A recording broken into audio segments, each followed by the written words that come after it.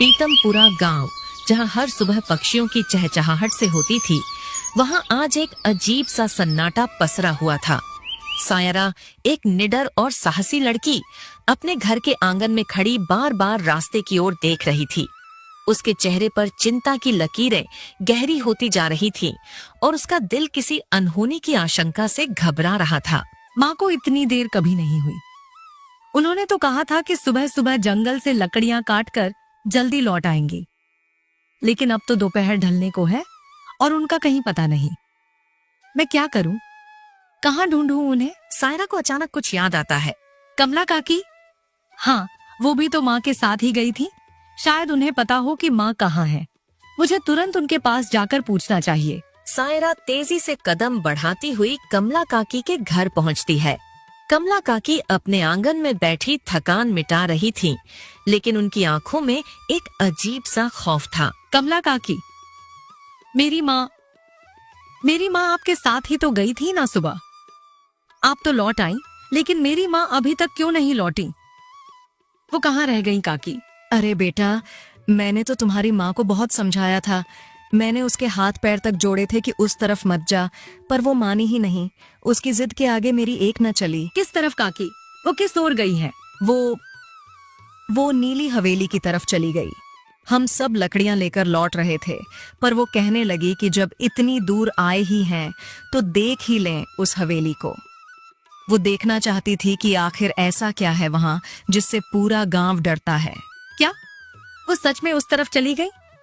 पर काकी, अब तक तो उन्हें लौट आना चाहिए था। वो इतनी देर वहां क्या कर रही हैं? बेटा, वो हवेली शापित मानी जाती है। गांव के बुजुर्ग कहते हैं कि जो भी उस हवेली की चौखट के पार गया है, वो आज तक कभी जिंदा लौट कर नहीं आया। वहां मौत का साया है सायरा, मौत का साया। नहीं काकी, मैं इन पुरानी बातों और अंधविश्वास पर यकीन नहीं करती। मेरी माँ किसी भूत प्रेत की वजह से नहीं, बल्कि किसी असली खतरे में फंसी है। वो मुसीबत में है और मुझे उन्हें बचाना ही होगा। मैं अभी वहां जाऊंगी। नहीं बेटी, मत जा। तू अभी बच्ची है, तू भी उस बला की चपेट में आ जाएगी। अगर तुझे कुछ हो गया तो मैं तेरी माँ को क्या मुंह दिखाऊंगी? रुक जा बेटी, रुक जा। लेकिन सायरा ने अपना फैसला कर लिया था। वो कमला काकी की बातों को अनसुना करके तेजी से जंगल की ओर दौड़ने लगी। कमला काकी को समझ आ गया कि वो सायरा को अकेले नहीं रोक पाएंगी, इसलिए वो चिल्लाती हुई गांव के मुखिया के पास भागी। मुखिया जी, अनर्थ हो गया। मंजू की बेटी सायरा, वो जिद में आकर नीली हवेली की तरफ निकल गई है अपनी माँ को ढूंढने। क्या कहा? वो पागल लड़की उस तरफ गई है? उसे अंदाजा भी है उसने क्या कर दिया है? अब उसकी वजह से पूरे गांव पर उस श्राप का संकट मंडराने लगेगा। रामू, जल्दी चलो, उसे रास्ते में ही रोकना होगा। जी मुखिया जी, वो जंगल के रास्ते गई होगी। अगर हम अभी निकलें तो शायद उसे हवेली तक पहुंचने से पहले ही पकड़ सकते हैं। चलिए। सायरा के कदम थमे नहीं थे। वो झाड़ियों और कंटीले रास्तों की परवाह के बिना जंगल में दौड़ी जा रही थी। लेकिन तभी पीछे से भारी कदमों की आवाजें सुनाई दी। मुखिया और रामू ने कुछ गांव वालों के साथ सायरा को बीच रास्ते में ही घेर लिया। सायरा, रुक जा, आगे एक कदम भी मत बढ़ाना। तू उस नीली हवेली की ओर नहीं जा सकती। ये मेरा आदेश है और पूरे गांव की भलाई इसी में है। मुखिया जी, आप एक मुखिया होने के नाते मुझे आदेश दे सकते हैं, लेकिन एक बेटी को उसकी माँ के पास जाने से कैसे रोक सकते हैं? मेरी माँ वहाँ अकेली है, शायद किसी बड़ी मुसीबत में है। क्या आप चाहते हैं कि मैं उन्हें वहाँ मरने के लिए छोड़ दूं? तू अब भी बच्ची है सायरा, तुझे अंदाजा नहीं है कि तू किस आग से खेल रही है। उस नीली हवेली पर सदियों पुराना श्राप है और वहां भटकती आत्माओं का साया है। अगर तूने वहां कदम रखा तो उन रूहों का गुस्सा पूरे गांव को राख कर देगा।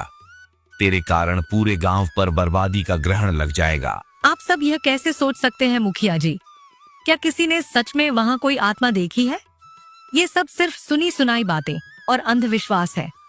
नीली हवेली सिर्फ एक पुरानी इमारत है और कुछ नहीं। मेरी माँ जरूर वहाँ किसी गड्ढे में गिर गई होगी या रास्ता भटक गई होगी। अगर हम डर के मारे चुप बैठ गए तो उन्हें कौन बचाएगा? मुझे जाने दीजिए मुखिया जी। नहीं सायरा, ये सिर्फ हमारा भ्रम नहीं है, हमने अपनी आंखों से अपनों को वहां खोते देखा है। जो भी उस हवेली की परछाई में गया वो फिर कभी गांव की दहलीज पर वापस नहीं आया। अगर तुझे कुछ हो गया तो हम सिर्फ तुझे नहीं खोएंगे, बल्कि उस हवेली की काली शक्ति हमारे घरों तक पहुंच जाएगी। मैं तुझे मौत के मुंह में नहीं जाने दूंगा। तो क्या डर के कारण हम अपनों को यूं ही बेसहारा छोड़ दें? क्या एक बेटी का फर्ज नहीं कि वो अपनी माँ की रक्षा करे? अगर आज मैंने हार मान ली तो मैं जिंदगी भर खुद को माफ नहीं कर पाऊंगी। रास्ता चाहे कितना भी मुश्किल हो, मुझे जाना ही होगा। काश ये सब इतना सरल होता सायरा, काश हम सबके पास तुम्हारी जैसी बेखौफ हिम्मत होती। लेकिन मैं इस गांव का मुखिया हूं, मेरे सिर पर सिर्फ तुम्हारी नहीं सैकड़ों जानों की जिम्मेदारी है। मैं एक लड़की की जिद के लिए पूरे गांव को खतरे में नहीं डाल सकता। रामू, इसे पकड़ो और इसके घर ले जाकर बंद कर दो। ये लड़की ऐसे नहीं मानने वाली। रामू और अन्य लोगों ने जबरदस्ती सायरा को पकड़ा। सायरा हाथ पैर मारती रही, चिल्लाती रही, लेकिन गांव वालों ने उसकी एक न सुनी और उसे उसके ही घर में ले जाकर कैद कर दिया।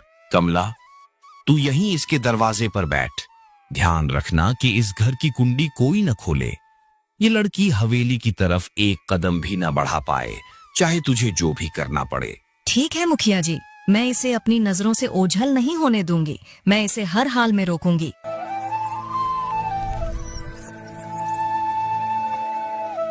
कमला काकी, दरवाजा खोलिए। आप तो मुझे समझ सकती है ना? आप भी एक माँ हैं। क्या आप अपनी संतान के बिना रह पाएंगी? मैं अपनी माँ के बिना नहीं रह सकती। बस एक बार मुझे जाने दीजिए, मैं उन्हें लेकर तुरंत वापस आ जाऊंगी। अरे पगली, अपनी जान क्यों गंवाना चाहती है? अगर मुखिया को पता चल गया कि मैंने तुझे जाने दिया तो वो मुझे गांव से बाहर निकाल देंगे। मैं तेरे पीछे पूरे गांव को मौत के मुंह में नहीं डाल सकती। रहने दे बेटी, मुझे माफ कर दे, पर मैं दरवाजा नहीं खोलूंगी। यहाँ तो कोई भी मेरी बात सुनने को तैयार नहीं है। सब डर के गुलाम बन चुके हैं। अगर माँ को कुछ हुआ तो मैं खुद को कभी माफ नहीं कर पाऊंगी। मुझे खुद ही कोई रास्ता निकालना होगा। रात का सन्नाटा गहराता जा रहा था। गांव की गलियों में सिर्फ पहरेदारों के कदमों की आहट थी। सायरा अपने कमरे के कोने में बैठी खिड़की से चांद को देख रही थी। उसे रह रहकर अपनी माँ का चेहरा याद आ रहा था। उसने तय कर लिया था कि डर की दीवारें उसे रोक नहीं पाएंगी। काकी सो गई होंगी। यही सही मौका है। अगर मैं अब नहीं निकली तो शायद सुबह तक बहुत देर हो जाएगी। माँ, मैं आ रही हूँ। सायरा ने बड़ी सावधानी से अपनी खिड़की की कुंडी खोली। लकड़ी के पुराने पल्लों ने हल्की सी चरमराहट की, जिससे सायरा का दिल जोरों से धड़कने लगा। वह धीरे से बाहर कूदी और साये की तरह छिपते छिपाते गांव की सरहद पार कर गई। घने जंगल का रास्ता डरावना था। उल्लुओं की आवाजें और सूखी पत्तियों की खड़खड़ाहट उसे डरा रही थी, पर माँ का प्यार सबसे बड़ा था। अगली सुबह जैसे ही सूरज की पहली किरण पड़ी, कमला काकी सायरा के लिए चाय लेकर उसके कमरे की ओर बढ़ी। उन्होंने जैसे ही दरवाजा खोला, उनके हाथ से मिट्टी का प्याला गिरकर चकनाचूर हो गया। कमरे के अंदर सन्नाटा था और खिड़की खुली हुई थी। हे भगवान, यह अनर्थ हो गया। यह लड़की तो घर से भाग गई है। सुनो, कोई है क्या? दौड़ो, देखो मंजू की बेटी भाग गई है। वह नीली हवेली की तरफ चली गई है। कमला काकी का शोर सुनकर पूरा गांव इकट्ठा हो गया। तभी मुखिया जी वहां पहुंचे। उनके चेहरे पर गुस्सा और चिंता साफ झलक रही थी। क्या बोल रही हो कमला? वो लड़की हवेली चली गई? उसे घर में बंद किया था ना? अगर उस